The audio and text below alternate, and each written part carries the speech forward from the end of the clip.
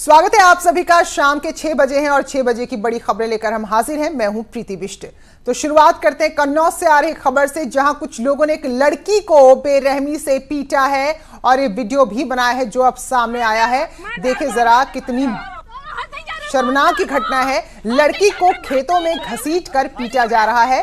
जानकारी ये मिली कि लड़की का कसूर इतना था कि वो आम तोड़ने गई थी और इसी को लेकर विवाद हो गया और इस विवाद में इस लड़की को बुरी तरह खेत में घसीट कर पीटा गया। हालांकि शिकायत के बाद पुलिस ने भी कार्रवाई की है और 2 आरोपियों को गिरफ्तार कर लिया है। सौरिक थाने के कठिगरा गांव की घटना बताई जा रही है। तो बेहद शर्मनाक वीडियो, जहां एक शख्स जो काफी उम्रदराज भी दिख रहा है, वो आम चोरी के आरोप में, आम को लेकर जो विवाद था उस दौरान एक लड़की को कैसे खेत में घसीट कर पीट रहा है, ये तस्वीरें साफ नजर आ रही हैं। लोकेश हमारे सहयोगी जुड़ चुके हैं। लोकेश, क्या था ये पूरा मामला और क्या कार्रवाई हुई है? देखिए, आपको बता दें ये सौरिक थाना क्षेत्र के कटघरा गांव का मामला है। यहाँ पे ये बच्ची जो है ये खेत में बाग में आम तोड़ने के लिए गई थी, जिसमें बाग का जो मालिक है उसने इसकी पिटाई कर दी। इसमें बताया जा रहा है कि इसका जमीनी विवाद कई दिनों से चलता चला आ रहा है और इसमें ये बच्ची जो है उसका परिवार भी इसमें दावा करता है कि उसकी भी ये जमीन है, जिसके चलते ये बच्ची और वहां पे आम तोड़ने के लिए गई थी। तो फिर इसकी शिकायत पिटाई के बाद में इसके सोशल मीडिया पे इसका वीडियो वायरल हुआ। ये घटना जो है 15 जून की है। फिलहाल पुलिस ने मुकदमा दर्ज करके 2 आरोपियों की गिरफ्तारी कर ली है। यानी कि मामला केवल आम तोड़ने का नहीं बल्कि जमीन का भी विवाद था। शुक्रिया लोकेश आपका जानकारी के लिए।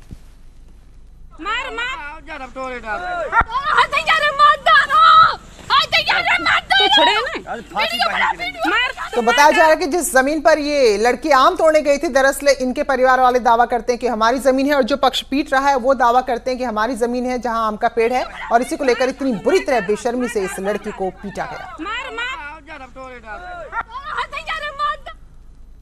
और एक बड़ी खबर काशी विश्वनाथ कॉरिडोर से जुड़ी हुई। इलाहाबाद से ग्रीन सिग्नल मिल गया है, यानी कि अब काशी विश्वनाथ का जो कॉरिडोर बन रहा है उस पर कोई अदालती अड़चन नहीं आएगी। और साथ में अदालत ने यहां याचिकाओं को खारिज तो किया ही, लेकिन जिन लोगों ने याचिका दाखिल की थी उन पर भी जुर्माना लगा दिया है।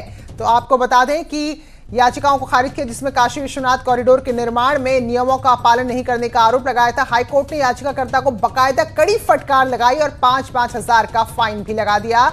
जुर्माने की रकम काशी विश्वनाथ कॉरिडोर के निर्माण में खर्च होगी।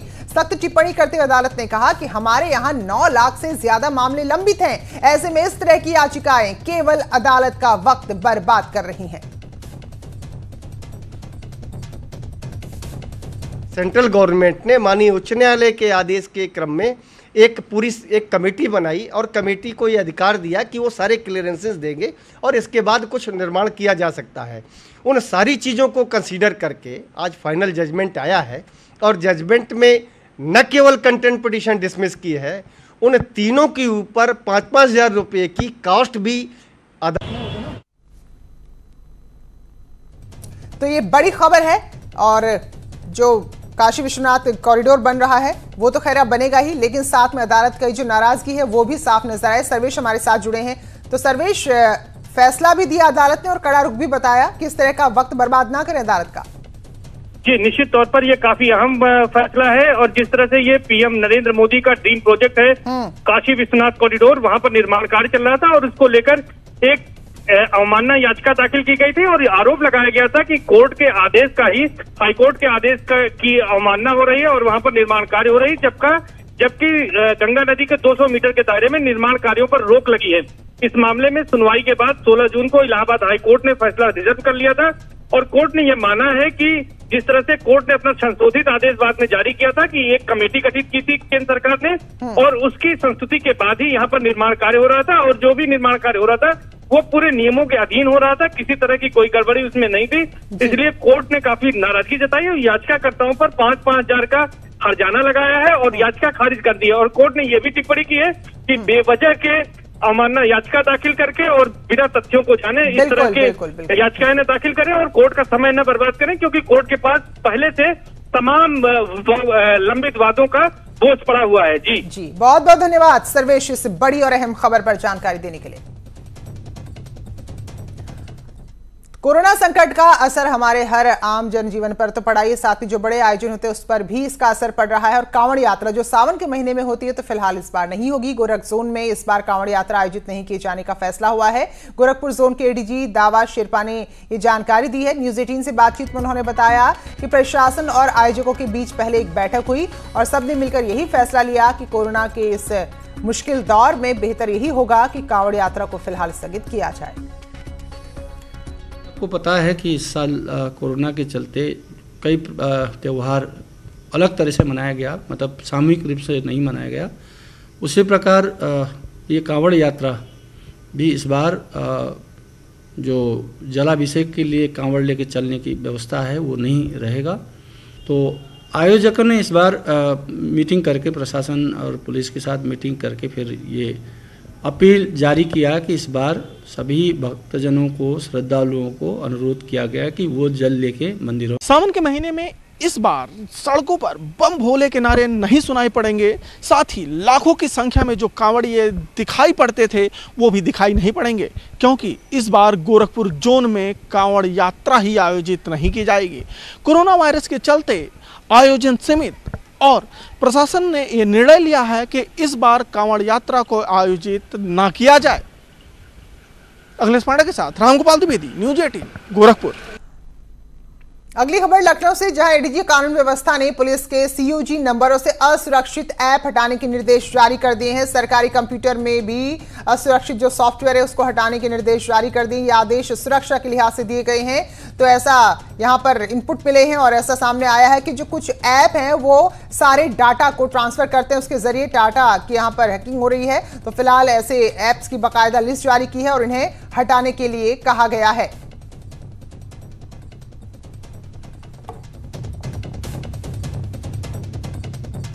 रहती है कि यूज़र के डेटा या उसके जो भी फाइलें फ़ोन में है वो फिशिंग से कोई बाहर का आदमी ले सकता है, तो इसके अलर्टनेस जारी होती है। उसी के क्रम में एसटीएफ ने अपना इंटरनल ऑर्डर जारी किया है कुछ ऐप्स के बारे में कि उनके लोग जो कार्यों में हैं इस ऐप का उपयोग ना करें। तो गलवान में चीन ने जो कायराना हरकत की, पूरा देश इस वक्त उससे आक्रोश में है। जगह जगह प्रदर्शन हो रहा है। बाराबंकी में आज समाजवादी पार्टी के कार्यकर्ताओं ने चीन के राष्ट्रपति का पुतला फूंका और विरोध जताया।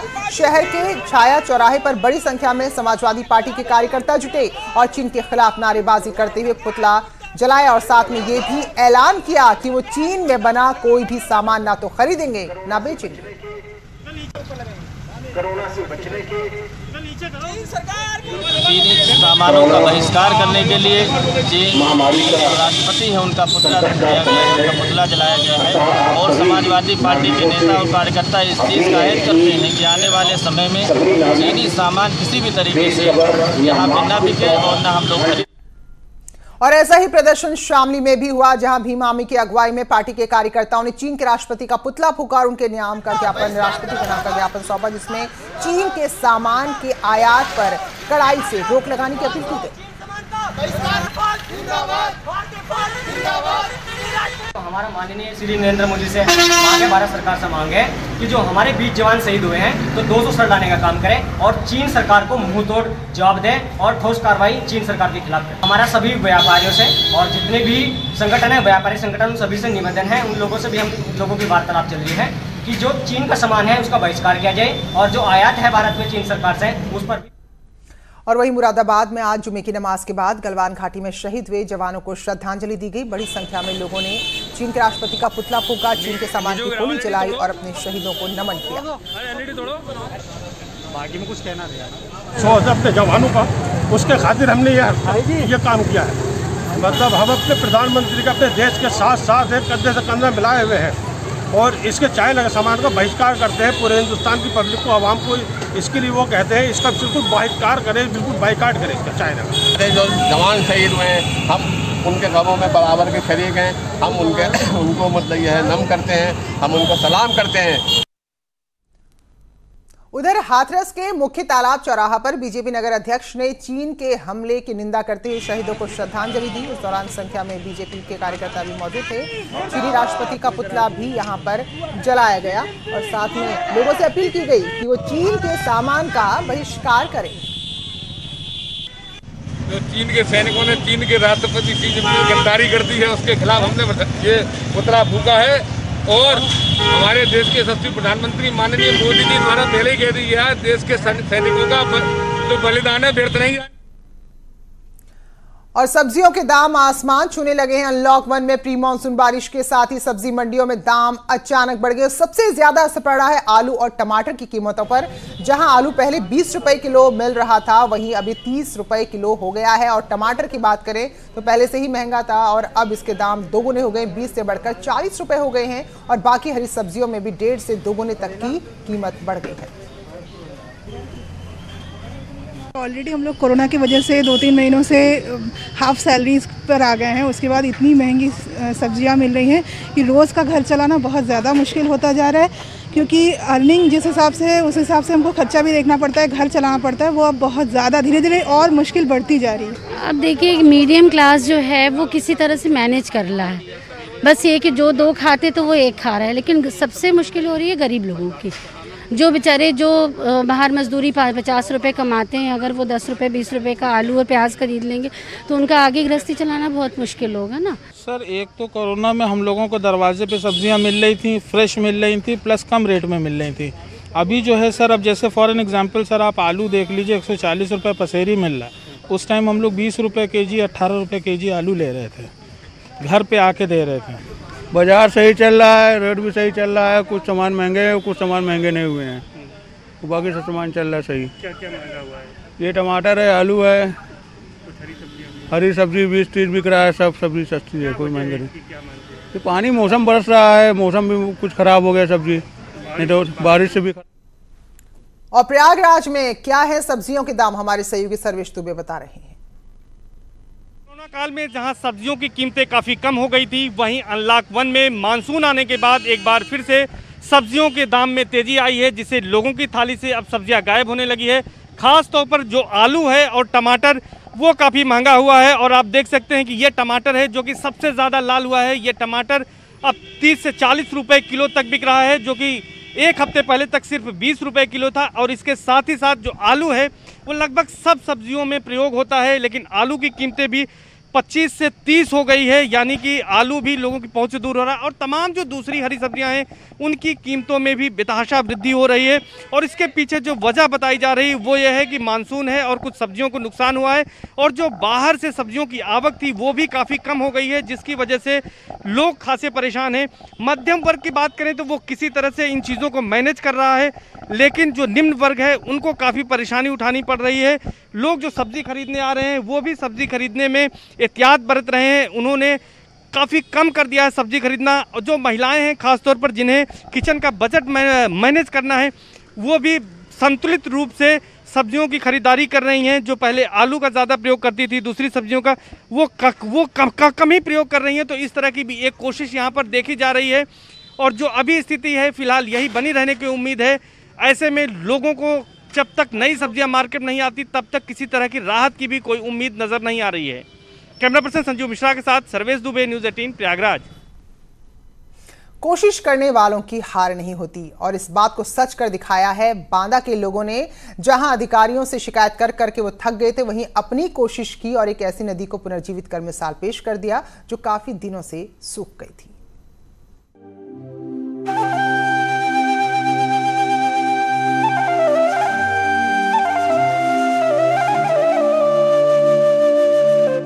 ये है बांदा की रंज नदी। नरैनी तहसील से गुजरने वाली ये नदी विलुप्त होने की कगार पर थी। लॉकडाउन के बीच शहरों से गांव लौटे लोगों ने इस नदी को साफ किया, बगैर सरकारी मदद के नदी को फिर से जीवित कर दिया। लॉकडाउन के बाद बहुत दिक्कत आ रही थी। एक तो पहली बात आने में दिक्कत, किराया लगा के आए हैं, 3-4 हज़ार रुपये किराया दिया है। दूसरी बात कोई काम नहीं मिल रहा है। कैसे दिमाग में आया कि हम लोग को नहर साफ करनी चाहिए, नदी से पानी लाना चाहिए, कैसे मन में आया? बड़े बड़े लोगों ने दिया है खेती हमको बटाई के लिए। अच्छा, तो अब खेती करेंगे, नहीं तो क्या करेंगे, फिर कैसे जाएंगे, ये लॉकडाउन लगा हुआ है, बाहर तो जा नहीं पाएंगे। तो देख सकते हैं तमाम ये प्रवासी मजदूर हैं जो कि इनके अंदर जोश और जज्बा आने के बाद इन्होंने एक ऐसा कदम उठाया जिसके बाद ये तमाम लोगों ने मेहनत की और नदी से जो रास्ता आता है नहर का, वो नहर बना लिया, साफ कर लिया है। नरैनी कोतवाली क्षेत्र के करतल गांव के पास से बहने वाली ये नदी कई साल से विलुप्त थी। बांदा जिला मुख्यालय से 75 किलोमीटर दूर होने की वजह से कोई अधिकारी इसकी सुध भी नहीं लेता था। ग्रामीणों को पानी की भारी समस्या होती थी। ऐसे में गांव लौटे 52 ग्रामीणों ने रंज नदी को जिंदा कर एक मिसाल पेश की है। 7 दिन में 2 किलोमीटर नदी को साफ कर दिया है। मुख्यमंत्री योगी आदित्यनाथ ने ग्रामीणों की इस पहल की सराहना की है और इन्हें मिलने के लिए बुलाया है। बांदा में एक नदी है जिसको जो है वहाँ के श्रमिकों और कामगारों ने जुटकर पूरी नदी जो पट गई थी उसको पूरा खोद कर उस पूरे नदी को पुनर्जीवित करने की जो है एक बृहद कार्य किया है, सराहनीय कार्य किया है। इस पर भी माननीय मुख्यमंत्री जी ने जिक्र किया।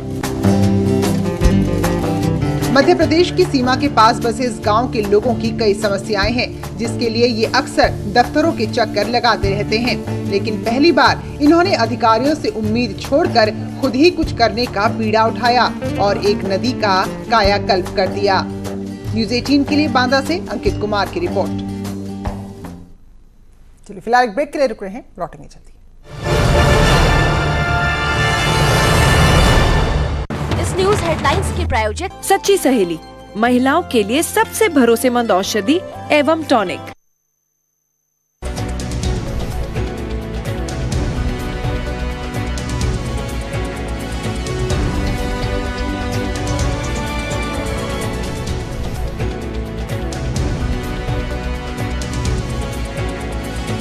न्यूज हेडलाइंस के प्रायोजक सच्ची सहेली, महिलाओं के लिए सबसे भरोसेमंद औषधि एवं tonic. News 18 network.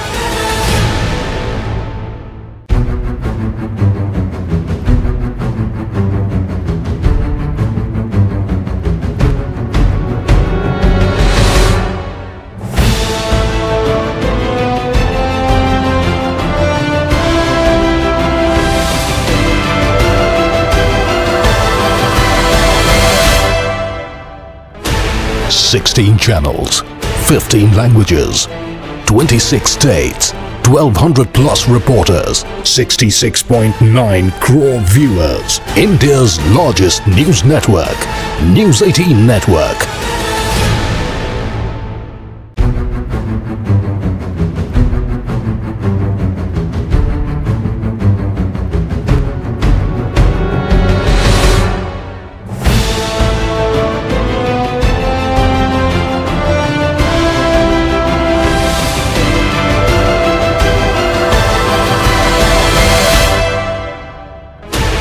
Sixteen channels, 15 languages, 26 states, 1200 plus reporters, 66.9 crore viewers. India's largest news network, News 18 Network.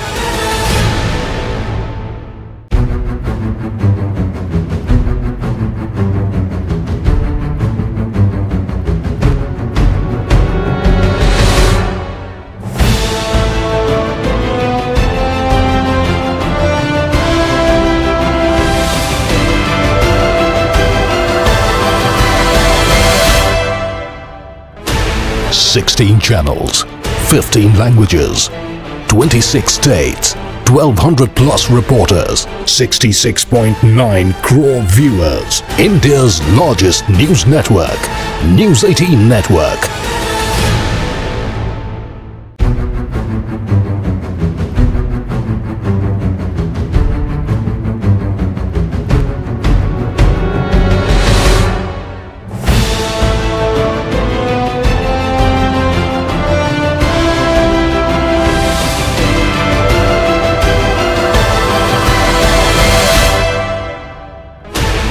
Sixteen channels, 15 languages, 26 states, 1200 plus reporters, 66.9 crore viewers. India's largest news network, News 18 Network.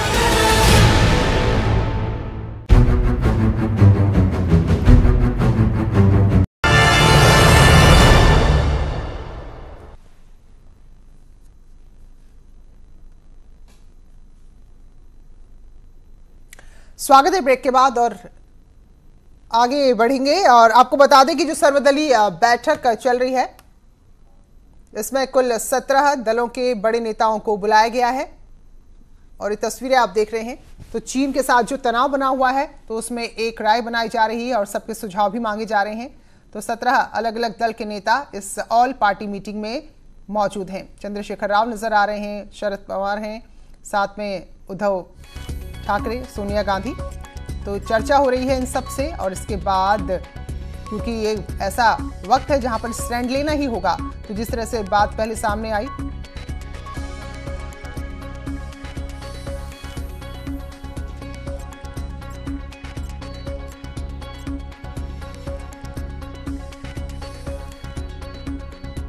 तो जो तस्वीर आ रही तो यही लग रहा है कि पहले मीटिंग से पहले जो हमारे शहीद हैं उन्हें नमन किया गया है, उन्हें श्रद्धांजलि दी गई है और उसके बाद ये बैठक हुई है। विदेश मंत्री एस जयशंकर, तो फिलहाल 17 विपक्षी दल के जो नेता हैं वो मौजूद हैं। रक्षा मंत्री राजनाथ सिंह ने 15-16 की रात LAC पर क्या कुछ हुआ है, उसकी अभी ताज़ा हालात क्या है, ये सब जानकारी जो विपक्षी दल के नेता हैं उनके साथ साझा की है।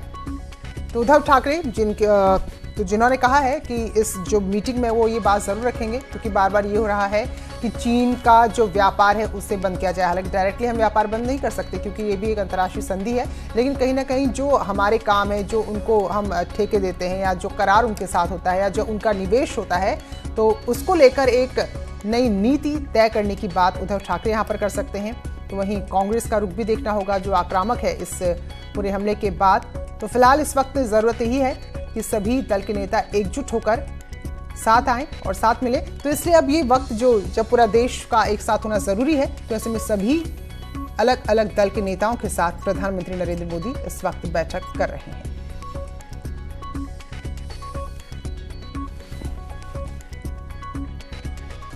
तो नजर बनी हुई है बैठक पर, जैसे ही कोई अपडेट आएगा वो हम आप तक जरूर पहुंचाएंगे। बहरहाल आगे बढ़ेंगे। खबर सहारनपुर से, जहां के शिवालिक वन क्षेत्र में एक्सपर्ट्स को हाथी का अवशेष मिला है। बताया जा रहा है कि अवशेष करीब 50 लाख साल पुराना है। दरअसल शिवालिक वन क्षेत्र में पिछले 6 महीने से वन्यजीवों की गिनती का काम चल रहा है और इसके लिए जगह जगह कैमरे लगाए गए हैं। इसी दौरान जो विशेषज्ञ हैं उनकी टीम को हाथी का अवशेष मिला है। देहरादून के Wadia institute of Himalayan geology की जांच में इस अवशेष को 50 लाख साल पुराना बताया गया है। तो हाथियों के पूर्वज स्टेगोडॉन का ये अवशेष बताया जा रहा है जो 12 से 18 फीट लंबे हुआ करते थे। स्टेगोडॉन स्पीसीज है, यानी हाथी की जो शुरुआत की स्पीसीज है, जैसे कि रेप्टाइल्स में जुरासिक ये डायनासोर, जुरासिक पीरियड का डायनासोर है, उसके बाद ये हाथी आए थे। हाथी के साथ साथ घोड़ा है, हिप्पोपोटामस है। ये 50 लाख से अधिक पुराना इसकी उम्र बताई गई है और उनके द्वारा इसका असेसमेंट किया गया है।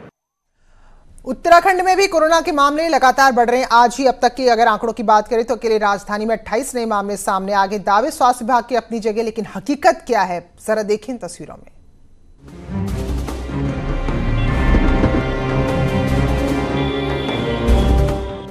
इन तस्वीरों को देखिए। कूड़े के ढेर में कूड़ा बीन रहे ये बच्चे, जिनके पास न ग्लव्स हैं और न ही मास्क। और आजकल इस कूड़े में खतरनाक बीमारी कोरोना का खतरा भी बना हुआ है। इसका कारण है कूड़े में आम जनता के यूज्ड मास्क, यूज्ड ग्लव्स भी हैं, जिनसे कोरोना के साथ ही कई अन्य तरह की बीमारियों का खतरा भी बना है। लेकिन यहाँ इन्हें रोकने और टोकने वाला कोई नहीं है। अब जब कोरोना से बच्चे और बुजुर्गों को सबसे ज्यादा खतरा बताया गया है, तो इन बच्चों की जिंदगी भी खतरे में नजर आ रही है। पब्लिक के लोग जो है, जो जगह जगह अपना मास्क फेंक देते हैं, यूज मास्क को या ग्लव्स को फेंक देते हैं, या कई और चीज़ें हैं शरीर की जो टच में आई हैं, कपड़े हैं, कई चीज़ें हैं, वो अगर ऐसे डंपिंग यार्ड में जा रहे हैं और उनमें अगर बच्चे उनको उठा रहे हैं तो बहुत ही खतरनाक मामला। इस पर आपको बहुत ज़्यादा ध्यान देने की जरूरत है। असल में देहरादून का कारगी कूड़ा डंपिंग यार्ड है। यहाँ आधे शहर का कूड़ा फेंका जाता है। इसके बाद कूड़े को ट्रीटमेंट के लिए शीशमबाड़ा सॉलिड वेस्ट मैनेजमेंट भेजा जाता है। लेकिन शहर में इस खतरनाक कूड़े से कूड़ा बीन रहे इन मासूमों की तरफ किसी भी सरकारी तंत्र की नजर नहीं पड़ी। वहीं जब इस मामले को लेकर नगर निगम के अधिकारियों से बात की गई तो मामले की गंभीरता को देखते हुए निगम ने तत्काल कार्यदायी कंपनी पर 50,000 का जुर्माना लगाया है। जानकारी में अभी ये तथ्य तत्काल आया है और it's a very serious matter, क्योंकि वहाँ पर जो डंपिंग यार्ड है उसकी पूरी देखरेख हमारी जो MSW Chennai waste management company है वो करती है और वहाँ पर उनके लोगों की ड्यूटी रहती है और ये उनकी प्राथमिक दायित्व है कि वो इस तरह की हरकत ना होने दें। मुंबई में कोरोना का सबसे बड़ा खतरा स्लम इलाकों में ही फैला है और अब देहरादून में भी ये बच्चे ऐसे ही इलाकों से आते हैं। तो अगर ये बच्चे कोरोना की चपेट में आते हैं तो आने वाले दिनों में नतीजे भयावह हो सकते हैं। सत्येंद्र बर्तवाल, न्यूज़ 18 देहरादून। तो इस बुलेटिन में इतना ही, आगे भी खबरें जारी हैं।